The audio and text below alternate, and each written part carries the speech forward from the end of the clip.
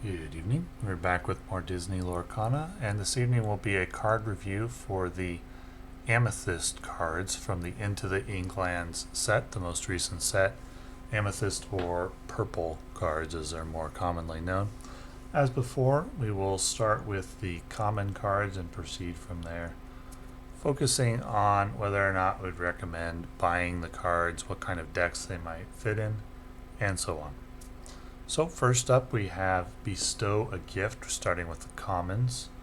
1 cost action, move 1 damage counter from chosen character to chosen opposing character. That really doesn't seem like enough value to justify 1 cost. First of all, you don't always have 1 damage to heal from a chosen character. And even if you do, I wouldn't say that this is very high value.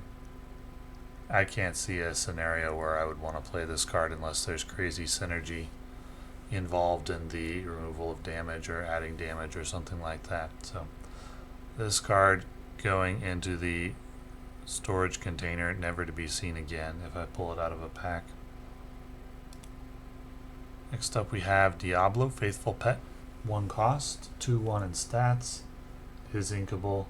Whenever you play a character named Maleficent, you may look at the top card of your deck, put it on either the top or the bottom of your deck. 2/1 in stats is not bad. It does trade up with some cards. It's got 1 lore and a scrying effect. I don't think this card is good enough to play unless you have some kind of synergy with scrying effects.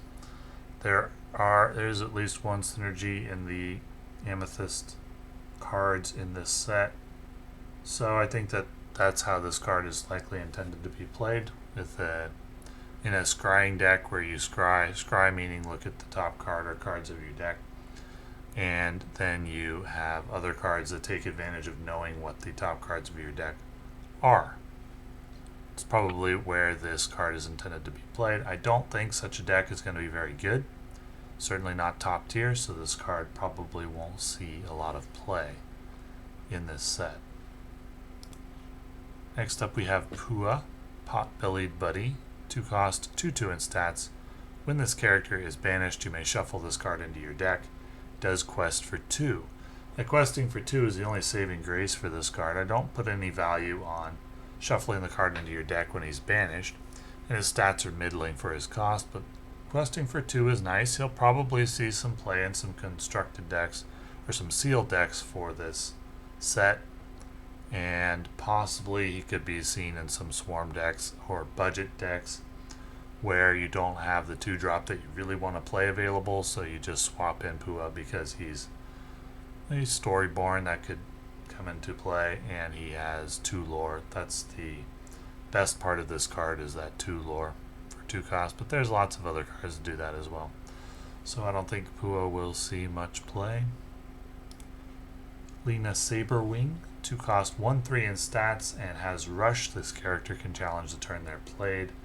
Only really useful for taking out enemies which have only 1 health, and there's not a lot of those. Lena only quests for 1.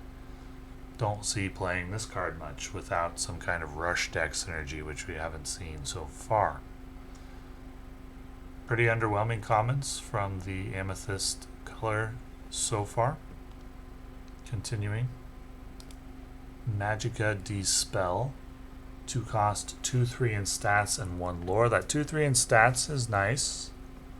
To really recommend this card, I'd need to see 3/3 in stats with only 1 lore.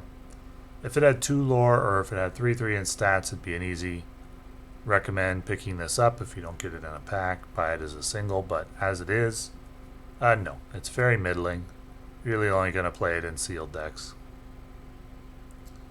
It's got the villain trait that could potentially have synergy, I suppose. Storyborn, maybe, but I think there's going to be other options that have better stats, more lore, etc. Forbidden Mountain. 2 cost, 1 movement cost, location, 6 health, 1 lore. Well, 6 health. Can you get 2 lore out of this card? It needs to survive for 2 turns after you play it. If does survive for 2 turns, it's done adequately. If it survives longer, it's done well. It's a pretty simple card. It's okay. I think it's never going to be bad. You'll get decent value out of it. But I think there are better locations available. That's just that those locations are higher rarity. So Forbidden Mountain will be like a budget substitute for the location you'd really like to play. Nothing that you would seek out on its own and include in your deck, unless you're really diving deep into location heavy decks. I don't think Forbidden Mountain's going to make the cut because there's better options available. Next up we have Magic Carpet, 2 cost, 2 attack, 1 health, 1 lore, evasive, and can exert to move a character of yours to a location for free. The only way that I can see that being good is if a location had a movement cost of 2. It'd have to be a pretty beefy location effect to justify a movement cost of 2. But if you did have a few locations in your deck that cost 2, Magic Carpet maybe could be worth. I mean, that's its highest value, best case scenario. Probably still not going to play it because at the times when you don't have a location in play and a character that you want to move to the location, Magic Carpet's going to be bad because 2 cost and 2 damage and 1 health for 2 cost is pretty bad, and 1 lore, it's all pretty bad, even with the evasive. So you really need that effect in order to make this playable, and that's kind of niche combo with not enough upside. That means that you're not really going to want to play this. Iago, 3 cost, 3 attack, 2 health, 1 lore, evasive. Evasive is not worth 3 stats. Basically what we're looking for in a 3 cost card, we'd like 3/3, 3/4 in stats with 2 lore. Not 3/3, 3/4 in stats with 2 lore, or 4/4 in stats. So this card is understated for its cost because it has evasive, and evasive is not enough to make up for being understated. So, as with all the commons we've seen so far from the Amethyst color in this set, this card is not going to make the cut. Magic Broom, 3 cost, 1/5 in stats. While this character's at a location, it gets +2 attack, only 1 lore. It can be good if it's at a location, and there's a location that works specifically with brooms. Intended, I think, for like a broom synergy deck. With the amber cards, we saw Dalmatian synergy cards, which seem fun or thematic, but probably not competitive. I think the broom deck is probably going to fall into the same category. It'll be a fun thematic deck, but it won't be very competitive. And so the Magic Broom will have a place in that deck, but 1/5 with +2 at a location, it's not good enough to justify the movement costs to most locations. And so it really only works with the location that works with brooms, and that synergy is too niche to make the deck effective. I think the card needs more stats for the Magic Broom deck to be competitive. The Queen, 3 cost, 4/3 in stats, 1 lore. It's not enough to recommend this card. It needs 4/4, needs 2 lore and a 3/4 maybe. But as it is, this is a card going into the card binder, never to be seen again, as it's just not good enough, barring some kind of crazy villain synergy deck or something like that. The Firebird, 4 cost, 6/2, 1 lore, no ability. Again, not enough stats, not enough lore. Similar to the Queen, this just isn't good enough to be considered in competitive decks. And the final common for the Amethyst Into the Inklands cards is Magic Broom, 5 cost, not inkable, 4/4 in stats, and has Rush. When you play this character, you may shuffle all Broom cards from your discard into your deck. You don't have to. 4/4 with Rush. It's not bad. It's not bad, but the not being inkable does hurt it. You're only going to want to play a limited number of non-inkable high-cost cards and non-inkables in general. And there are better ones than Magic Broom. So this probably only makes sense in the Magic Broom deck. And that deck's not going to be very good. But it's not terrible. It's going to be good enough to play for fun, along with the Dalmatian deck. The 4/4 in stats with Rush means you will be able to use it to get a beneficial trade. But that cost is high and it's dead weight in your hand. So, yeah, fun deck, but not a very good one. Let's move on to the uncommons for Amethyst. Pretty underwhelming commons. I don't think a single one of them is going to be playable in any kind of competitive deck. First up we have It Calls Me. 1 cost, song. So a character with 1 cost or more can exert or exhaust to sing this song for free. Draw a card, then choose up to 3 cards from chosen opponent's discard and shuffle them into their deck. That effect isn't really that relevant very often. This is basically just spend a resource to replace this card with another card. It's a cantrip. I don't think it sees play. And maybe with Ursula, when she can play songs twice. So then you just play 1 It Calls to Me and you draw 2 cards. That's pretty good. Maybe. Maybe that sees play with Ursula. Now, do you play this and the song that already draws you 2 cards? Probably not. Probably one or the other, and you're going to play the 2 draw one before you play this one. So I think it's okay, but it gets outclassed by a card that fulfills a similar function. Chernabog's Followers. This card will see play. It's a 1 cost 2/1, so it'll trade up, and whenever this character quests, you may banish them to draw a card. 1 lore. That's flexible. I think it's a little overrated from what I've seen. I've seen it included in a lot of decks. I do think it's a little bit overrated. I don't think being able to banish itself to draw a card is that good. 1 cost to draw 1 card isn't bad. It's a cantrip, but it's just similar to the song that we just saw. And the 2/1 in stats isn't that good either. You'd prefer a 2/2 generally. So the card's okay. I think it's a little bit overrated from what I've seen so far. It's underwhelming, but it is flexible, and that's nice. Hydros, 3 cost 2/2. You can exert this to exert chosen character. It quests for 2. The 2/2 in stats is very underwhelming. Exert to exert another character can be very beneficial if you're exerting a higher cost character. Early in the game, I don't think that's going to be very effective. If you play this on curve, I don't think it's a very good card except for that 2 lore. But it trades down.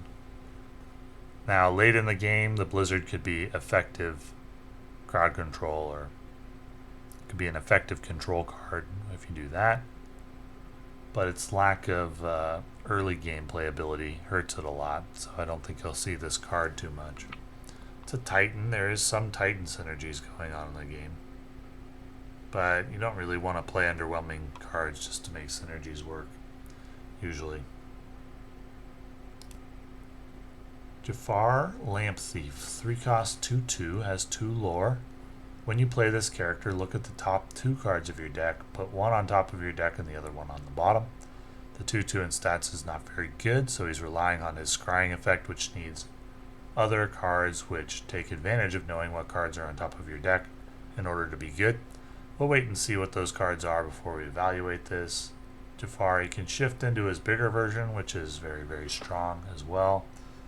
I think this probably isn't the version of Jafar you're going to play to shift for the shifting ability of the 7 cost Jafar. This card is probably for the scrying deck synergy, which isn't going to be a very competitive deck. in my opinion. Last Ditch Effort, 3 cost, not inkable, exert chosen opposing character, then chosen character of yours gains Challenger +2 this turn. So it's removal.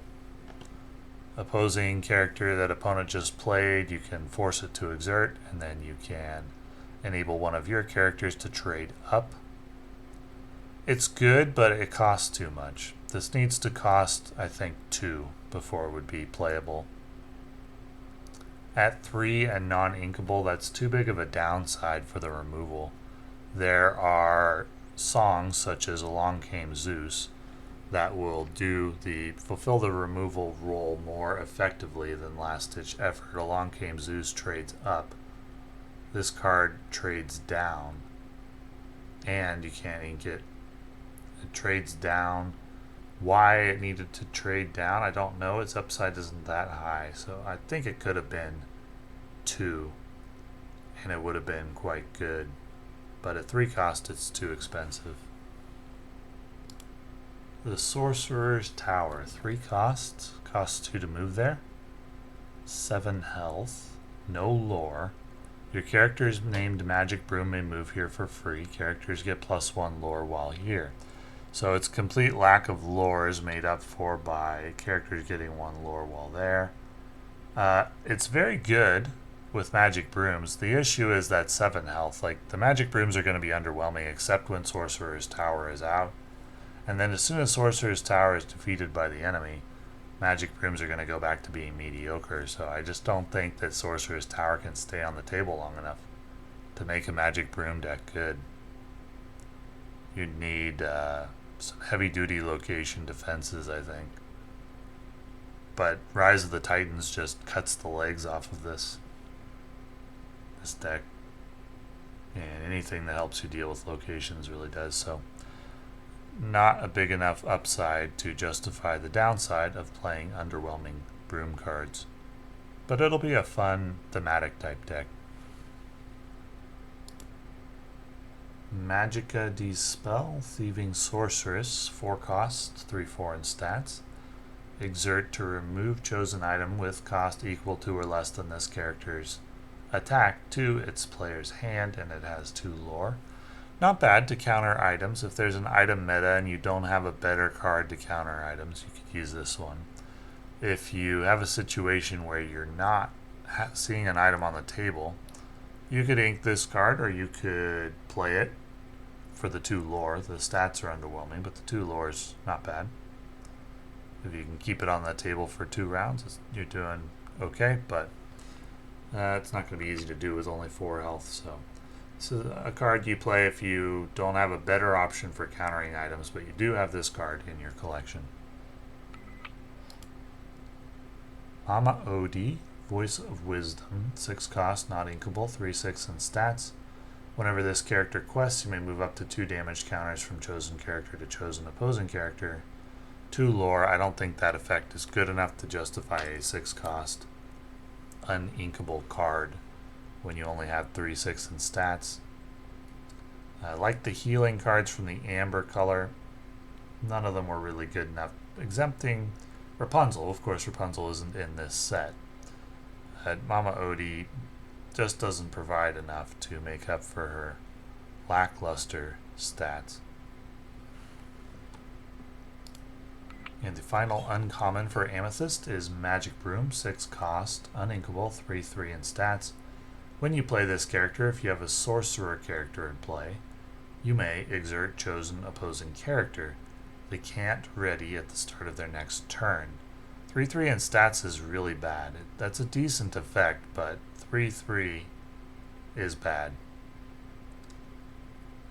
And if you compared this to a card like Genie, Genie provides crowd control as well, but doesn't require you to have a sorcerer character in play, has more stats, has evasive, and has more lore. So this is really pretty underwhelming compared to other cards that are kind of fulfilling the same role.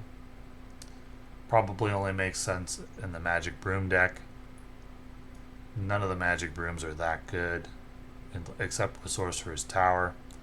And then as soon as that location is gone, they go back to being bad. So it'll be a fun thematic deck, but not a very competitive one. Pretty underwhelming uncommons as well from the Amethyst color in this set. Really, the only playable one is going to be Chernobog's Followers, and that's really the only playable card that we've seen so far. Let's move on to the rares. First up is Rafiki, 1 cost, 0-2 in stats, has Challenger +3 while he's challenging or while he's attacking. This character gets +3 attack. Whenever he challenges a hyena character, this character takes no damage from the challenge, so he hard counters hyenas, which isn't really going to be that relevant. But the 0-2, which can go up to 3-2 when you're attacking, is very good. This is a very good card. It's going to see play in a lot of Amethyst decks. Very strong. Best card that we've seen so far from Amethyst. And definitely going to see play, and definitely going to be a card you'll want to pick up for almost any purple deck. I think Amethyst deck you'll want to play Rafiki as a 1-drop. He's very strong 1-drop. Sorcerer's Hat, 2 cost. Exert and pay 1 energy to name a card, then reveal the top card of your deck. If it's the named card, put that card into your hand, otherwise put it on the top of your deck. So it's the card that allows you to take advantage of your scrying cards, which told you what the top card of your deck is. 1 energy to draw a card, sometimes in combination with other cards. You'd need to do that a bunch of times in order to make this good. Like, how many times? Probably if you could do that like 5 times in a game, this would be really good, but that is going to be hard to do. That's going to be hard to do, so yeah. Tough to make scrying work when you've got that kind of requirement. If you could just exert to name a card, this would be pretty good. And scrying effects would see more play, I think. But as it is, it's too expensive. Maybe if you drop the energy cost to 1 of the card. Yeah. As it is, it's too expensive. The Lamp, 2 cost. Banish this item. If you have a character named Jafar in play, draw 2 cards. If you have a character named Genie in play, return chosen character with cost 4 or less to their player's hand. You could make a case for playing the Lamp if you're playing either Genie or Jafar. I think it'll definitely see play in Jafar decks. The Genie effect may be a little less good than the Jafar effect. I think you'll see it more commonly in the Jafar deck than in a deck featuring Genie. You could make a case for either, but yeah, I think this will be a very common card in a Jafar deck. It's a pretty strong effect for a 2 cost, even though the card is not inkable. So from the rares so far, we're seeing something. Rafiki, the Lamp. Let's see what else we got. The Boss is on a Roll, 3 cost. It's a song. Look at the top 5 cards of your deck, put any number of them on the top or the bottom of your deck in any order, and gain 1 lore. So it's a big time scrying effect. All we've seen to combo with it in this set is a Sorcerer's Hat. I just don't think this scrying deck is very good. I don't think this card fits in a song deck either. Just scrying plus the lore. Its versatility, I suppose, allows you to mitigate the effects of bad luck. But for me, that's not enough to play the card. I don't think this is a very good song. Unless it can combo with other effects that benefit from knowing what the card is that's on top of your deck. Ursula Sea Witch, 3 cost, 3/3 in stats, not inkable. Whenever this character quests, chosen opposing character can't ready at the start of their next turn. Interesting. It's a very control-oriented card. This character... so if you can't use that effect, if you're playing this on a board where the opponent doesn't have any character he's going to want to ready, then this really is underwhelming, because 3/3 in stats and 1 lore isn't enough. So can you use that ability to your benefit enough to make up for the stats that aren't good enough on their own? That's borderline, I think. Most of the time there's going to be better options for a 3-drop. That not inkable really hurts this card. I'm not sure why that was necessary. I think this card could be inkable and it still wouldn't be overpowered. Uninkable, yeah, I don't think this card sees play. I think there are better options for 3-drops. Queen's Castle, 4 cost, 1 cost to move there, 7 health, 2 lore. At the start of your turn, for each character you have here, you may draw a card. Okay, that is a good card. That's a very good card. That is the best card that I've reviewed so far in this set, I would say. Definitely gonna want this if you're an Amethyst player, and if you're a serious player, you probably have an Amethyst deck or have designs on one. This card is gonna fit well into pretty much any Amethyst deck, I think. It's really good. Low movement cost, strong effect on the location, 2 lore, pretty high health. Yeah, this is a high value card. I like it a lot. Very, very strong. Treasure Guardian, 4 cost, 6/6 in stats. This character can't challenge or quest unless it's at a location, 2 lore. I don't think it sees play if you have to have it at a location. There just aren't enough really good locations to include in a deck. I mean, there may be some decks. Maybe there's a really location heavy deck where this makes sense. But the strong stats for its cost, it's negated by forcing you to move and pay the movement cost of a location. Yeah, I don't think that this sees play, especially not being uninkable. But it will keep it in mind in case there's a really heavy, lots of location deck where this might make sense. In the last of the rares for the Amethyst cards in this set, Stratos, Tornado Titan, 5 cost, 4/4 in stats, evasive, exert to gain lore equal to the number of Titan characters you have in play. A strong effect in a Titan Synergy deck. I haven't seen a Titan Synergy deck that was any good. But keep this in mind for the future as more cards are added. This could become playable later. As of right now, I don't think it's a competitive card, but it has potential as the card pool expands. So for the rares, we've got Rafiki, the Lamp, Queen's Castle, all very strong cards. Amethyst is looking much better now that we've seen the rares. On to the super rares, we've got Genie, Supportive Friend, 4 cost, 3/5 in stats. Whenever this character quests, you may shuffle this card into your deck to draw 3 cards. Drawing 3 cards for 4 cost isn't that good, so I don't think this sees play. He doesn't see play for his stats alone. He would need 2 lore for that. If he had 2 lore, he probably would see play. But at just 1 lore, no, I don't think that's good enough. He needs 2 lore.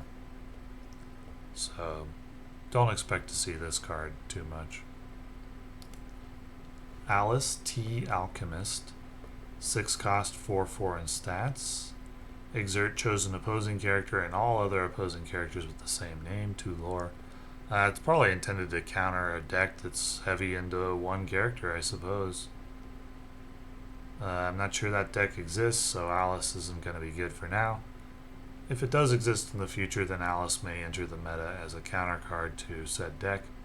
As of right now, I don't think she sees much play. Magicka Dispel, the Midas Touch, 7 cost, not inkable, 4/6 in stats, shift 5. Whenever this character quests, gain lore equal to the cost of one of your items in play. Yeah, if you have a high cost item in play, this is good. But I think that's too niche of a combo for this card to see play. If you had like a 3 or 4 cost item, theoretically, this would be really strong. So I suppose it's a card to keep in mind for the future, but right now I don't think we'll see it too much. So pretty lackluster super rares. We had a few good cards among the rares. Super rares, not so much. On to the legendaries. Maleficent, Mistress of All Evil. 5 cost, 2/3 in stats. Whenever this character quests, you may draw a card. Interesting. During your turn, whenever you draw a card, you may move 1 damage counter from chosen character to chosen opposing character. Not as interesting, but that card draw is good. The problem is I don't think you'd be able to reliably get more than 1 instance of questing out of her because of her low health. It'd be too easy for opponents to deal with her. And so if you could draw 2 cards with her, I think she's decent. More, I think she's pretty good. But just 1 card isn't really good enough, and that's what you're probably going to get from this card most of the time. So not a card I would target. And finally, Jafar, Striking Illusionist. 7 cost, he is inkable, 4/5 in stats, has shift 5, evasive. During your turn, while this character is exerted, whenever you draw a card, gain 1 lore. Very, very strong card when comboed with Whole New World, which discards your hand and draws 7 cards, which would gain you 7 lore. So you can do that shift 5, put Jafar out, replacing another lower cost Jafar immediately, Whole New World, for 7 lore.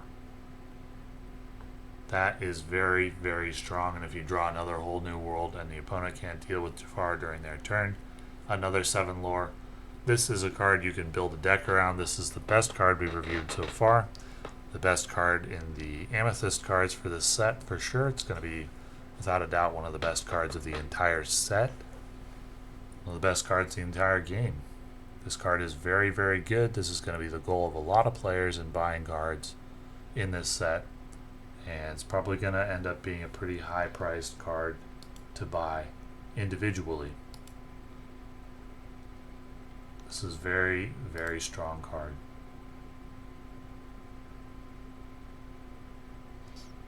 Yeah, it's gonna fetch a fair price, and definitely a card to target. It's gonna be pretty high on the tier list. One of the strongest cards in the game. So the cards from this color, this ink color that impressed me, would be Jafar, Striking Illusionist for sure, Rafiki, the Lamp, especially in the Jafar deck, now that we've seen Jafar, Striking Illusionist, the Lamp for sure, and then the Queen's Castle as well. Very, very good card. I'd say Jafar is the best, Queen's Castle second, and probably Rafiki and the Lamp bringing up the rear as the cards to target from the Amethyst cards and Into the Inklands. So that's all for now, and thank you for watching.